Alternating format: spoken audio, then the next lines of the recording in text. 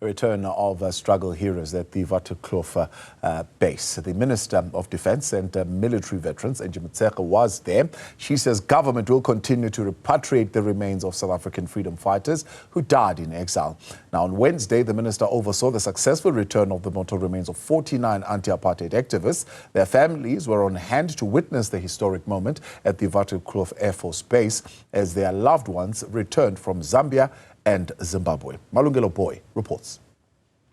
Finally on home soil, decades after they fled the tyranny of apartheid.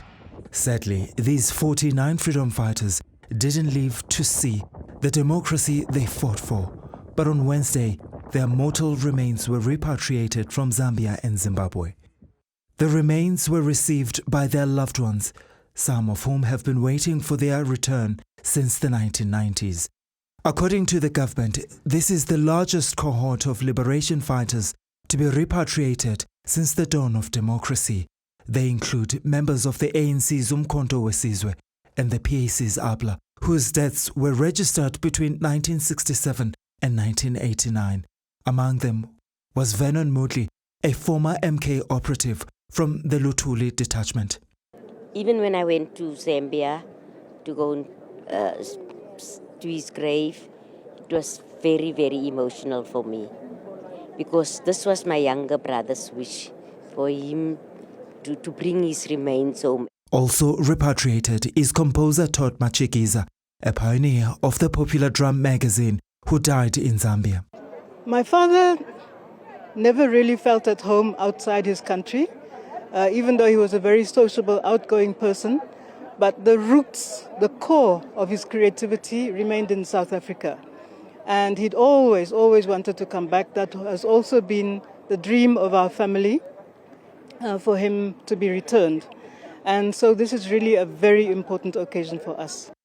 Others include former ANC SG Duma Nokwe and activist Georgina Masusu and Judson Kuzwayo. Government says they are working to ensure that other freedom fighters whose remains are buried in other parts of the continent are also brought back home. There are plans to also repatriate from other parts of the continent. Government almost 2 years back had decided on Zimbabwe and Zambia, and I think we're grateful that we're here.